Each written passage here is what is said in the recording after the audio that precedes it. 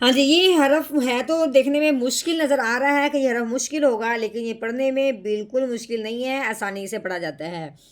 تو یہاں دیکھنے والی یہ بات ہے کہ یہ صاد اور سین دونوں ایک جگہ جمع ہے، لیکن ان دونوں میں سے پڑھنا کس کو ہے؟ یہ سورۃ الغاشیہ کی آیت ہے۔ سورۃ الغاشیہ میں یہ لفظ ہے کہ یہ صاد اور سین اکثر یوں ہوتا ہے کہ نیچے بڑا حرف لکھا ہوتا ہے، اوپر چھوٹا سا حرف لکھا ہوتا ہے، وہ جو پڑھنے وقت وہ چھوٹا حرف پڑھا جاتا ہے، بڑا بڑا حرف نہیں پڑھا جاتا۔ لیکن یہاں پہ کیا ہے کہ ہم نے صاد کو پڑھنا ہے، سین کو ہرگز نہیں پڑھنا، ٹھیک ہے؟ قرآن پاک کی سائڈ پہ بھی لکھا ہوا ہے، اور ویسے بھی یہ ہے کہ یہاں پہ ہم نے صاد پڑھنا ہے، سین کو پڑھنا جائز نہیں ہے، ٹھیک ہے؟ اب ہم نے کیا کرنا ہے کہ یہ جو یا ہے اس کو اوپر جو جزم لگی ہوئی ہے تو یہ یا ساکن ہو گیا۔ یا ساکن ہے اور اس سے پہلے کیا آ گئی ہے؟ زبر۔ جہاں بھی آپ کو یا ساکن نظر آئے، یعنی یا کے اوپر یہ جزم نظر آئے اور اس سے پہلے زبر نظر آ جائے، تو آپ نے اس کو نام لینا ہے کہ یہ لین ہے۔ لین کا مطلب ہے کہ لفظ کو ہم نے نرمی سے پڑھنا ہے، کھینچ کے نہیں پڑھنا۔ پہلے تو ہم جو یا ساکن ہوتا ہے یا جو بھی حرف ساکن ہو وہ پچھلے والے کو اپنے ساتھ ملاتا ہے۔ اب یہ یا کے اوپر جزم لگی ہوئی ہے تو یہ یا ساکن ہے، تو اپنے صاد کو یا ساکن کے ساتھ ملانا ہے، وہ بھی نرمی کے ساتھ، کھینچ کے بالکل نہیں پڑھنا۔ تو کس طرح پڑھیں گے؟ صاد یا زبر سوئی بیمو سوئی۔ نحمده ونصلي على رسوله الكريم، اما بعد فاعوذ باللہ من الشیطان الرجیم، بسم اللہ الرحمن الرحیم۔ السلام علیکم ورحمۃ اللہ وبرکاتہ۔ امید ہے آپ سب خیریت سے ہوں گے، انشاءاللہ جہاں ہوں گے ایمان اور صحت کی نعمت سے مالا مال ہوں گے۔ ہاں جی، تو آغاز کرتے ہیں ہم اپنے آج کے سبق کا دعاؤں کے ساتھ۔ تو چلیے شروع کرتے ہیں۔ اللہم صلی علی سیدنا و مولانا محمد وعلی آل سیدنا و مولانا محمد وبارک وسلم۔ رب اشرح لی صدری ویسر لی امری واحلل عقدۃ من لسانی یفقہوا قولی۔ رب زدنا علما، رب زدنا علما، رب زدنا علما۔ اعوذ باللہ من الشیطان الرجیم، بسم اللہ الرحمن الرحیم۔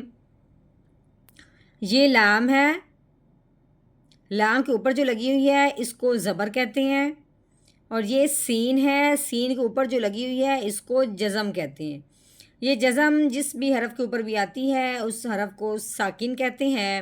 اب یہ جزم سین کے اوپر آئی ہے تو اب کہیں گے سین ساکن ہو گیا، ٹھیک ہے؟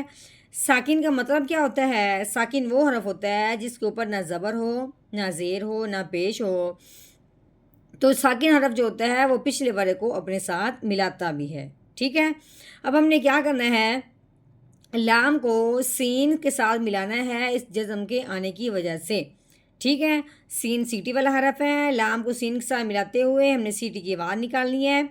لام سین زبر لس، ٹھیک ہے؟ یہ تا ہے، تا کے اوپر زبر لگی ہوئی ہے، تا زبر تا، لس تا، ٹھیک ہے؟ یہ عین ہے، عین کے اوپر کیا لگی ہوئی ہے؟ زبر لگی ہوئی ہے، ٹھیک ہے؟ عین زبر آ۔ یہ لام ہے، لام کے اوپر جو لگی ہوئی ہے اس کو زبر کہتے ہیں۔ یہ یا ہے، یا کے اوپر جو لگی ہوئی ہے اس کو جزم کہتے ہیں۔ اب یہ جزم یا کے اوپر آئی ہے جس کا نام ہو گیا یا ساکن۔ ابھی ہم نے کیا کہا تھا کہ ساکن حرف وہ ہوتا ہے جس کے اوپر نہ کوئی زبر، نہ زیر، نہ پیش ہوتی ہے، ٹھیک ہے؟ لیکن وہ پچھلے والے کو اپنے ساتھ ملاتا ہے۔ اب ہم نے لام کو یا کے ساتھ ملانا ہے اس جزم کی وجہ سے، یعنی کہ لام کو ملانا ہے یا ساکن کے ساتھ۔ دوسری بات، جب یہ جزم یا کے اوپر ہو تو وہ ہو گیا یا ساکن۔ جب ہو یا ساکن، ٹھیک ہے؟ یا ساکن کا قاعدہ اور ہے، باقی حروف کا قاعدہ اور ہے، ٹھیک ہے؟ یا ساکن ہو اور اس سے پہلے حرف پہ زبر ہو، یا ساکن اس سے پہلے زبر ہو تو اس کو لین کہتے ہیں۔ لین کا مطلب ہے لفظ کو نرمی سے پڑھنا ہے، کھینچ کے بالکل نہیں پڑھنا۔ تو کیسے پڑھیں گے؟ لام شا زبر لئی علی، ٹھیک ہے. ہاں جی یہ ہے ہا کے نیچے آ گئی ہے زیر, آگے یہ میم ہے, میم کے اوپر جو لگی ہوئی ہے اس کو جزم کہتے ہیں, یہ ہو گیا میم ساکن. ہاں جی اب ہم نے کیا کرنا ہے, پہلے تو ہم نے ہا کو میم ساکن کے ساتھ ملانا ہے, کیونکہ جو ساکن حرف ہوتا ہے وہ پچھلے والے کو اپنے ساتھ ملاتا ہے.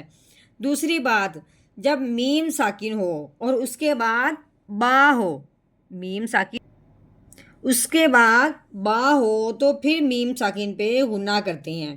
اب دیکھیں میم ساکن کے بعد کیا آ گئی ہے, با کے نیچے کیا لگی ہوئی ہے, زیر. میم ساکن ہے, اس کے بعد با آ گئی ہے, تو اب ہم نے کیا کرنا ہے, میم ساکن پہ غنہ کرنا ہے. تو کیسے کریں گے؟ ہاں جی کیسے غنہ کریں گے؟ ہا میم زیر ہم. ٹھیک ہے, میم ساکن کا غنہ کیسا ہوتا ہے, اوپر والے ہونٹ اور نیچے والے ہونٹوں کو دبا کے ہلکا سا اور ناک میں سے آواز نکالنی ہے. کیسے؟ ہم علیہم. ٹھیک ہے, میم کے بعد میم ساکن ہو اس کے بعد با ہو تو ہم نے غنہ کرنا ہے. ہاں جی با ہے, با کے نیچے زیر آ گئی, با زیر بی. ٹھیک ہے, آگے یہ میم ہے, میم کے اوپر پیش لگی ہوئی ہے, میم پیش مو بیمو. ہاں جی یہاں دیکھیں یہ صاد ہے اور اس کے اوپر لگی ہوئی ہے سین بھی. ٹھیک ہے, اکثر یہ ہوتا ہے کہ جس کے اوپر جو چھوٹا حرف لکھا ہوتا ہے وہ چھوٹا حرف پڑھا جاتا ہے, وہ بڑا حرف نہیں پڑھا جاتا. ٹھیک ہے, لیکن یہاں ہم نے کیا کرنا ہے, صاد پڑھنا ہے, یہاں سین نہیں پڑھنا, کیونکہ اس جگہ پہ صاد پڑھنا جائز ہے, سین پڑھنا جائز نہیں ہے. تو کیسے پڑھیں گے؟ صاد کو زبر والا پڑھیں گے. پہلے آگے دیکھتے ہیں, یہ یا ہے, یا کے اوپر کیا لگی ہوئی ہے, جزم لگی ہوئی ہے. ٹھیک ہے, یا کے اوپر جزم آ گئی تو یہ ہو گیا یا ساکن. ٹھیک ہے, یا ساکن ہے, اس سے پہلے زبر آ گئی ہے. ٹھیک ہے, تو یا ساکن ہو اس سے پہلے زبر ہو تو اس کو لین کہتے ہیں. لین کا مطلب ہے لفظ کو نرمی سے پڑھنا, کھینچ کے بالکل نہیں پڑھنا. تو کیسے پڑھیں گے؟ صاد یا زبر سوئی بیمو سوئی. یہ تو ہے, تو کے نیچے زیر لگی ہوئی ہے, تو زیر تری بیمو سوئی تری. یہ رو ہے, رو کے نیچے دو زیر لگی ہوئی ہیں. تو ہم نے کیا پڑھا تھا کہ دو زبر ہوں, دو زیر ہوں یا دو پیش ہوں تو اس کو کہتے ہیں تنوین. تنوین کو پڑھنے سے پہلے اگلی حرف کو دیکھتے ہیں کہ اگلا حرف ہے کون سا, کیونکہ اگلا حرف ہم نے حروف ہلکی دیکھنا ہے اور لام اور رو میں سے ان دونوں میں سے کوئی ایک حرف دیکھنا ہے. اگر تنوین کے بعد حروف ہلکی میں سے کوئی حرف آ جائے یا لام اور رو میں سے کوئی حرف آ جائے تو پھر ہم نے تنوین پہ غنہ نہیں کرنا, بغیر غنے کے اظہار کے ساتھ پڑھنا ہوتا ہے. یا جب ہم نے دیکھا ہے تو آگے یہ حمزہ ہے. ٹھیک ہے, آگے یہ الف ہے, الف کے نیچے زیر آنے کی وجہ سے یہ الف حمزہ بن گیا. تو یہاں یہ حمزہ ہونے کی وجہ سے تو یہ حروف ہلکی ہے, کیونکہ حروف ہلکی میں سے سب سے پہلا جو حرف آتا ہے وہ حمزہ ہی آتا ہے. ٹھیک ہے, اب یہاں کیا ہے, حمزہ حروف ہلکی میں سے ہے. اب ہم نے تنوین پہ غنہ نہیں کرنا, بغیر غنے کے اظہار کے ساتھ پڑھنا ہے. تو کیسے پڑھیں گے؟ رو دو زیر رین بیمو سوئی طیرین. ہاں جی اب آئے گا آگے وقف. وقف کی صورت میں آخر والے حرف کو ساکن کرتے ہیں اگر وہ ساکن نہ ہو. ساکن مطلب اگر آخر والے حرف پہ اس طرح کی جزم ہوتی نا یہاں پہ تو وہ حرف ساکن ہونا تھا.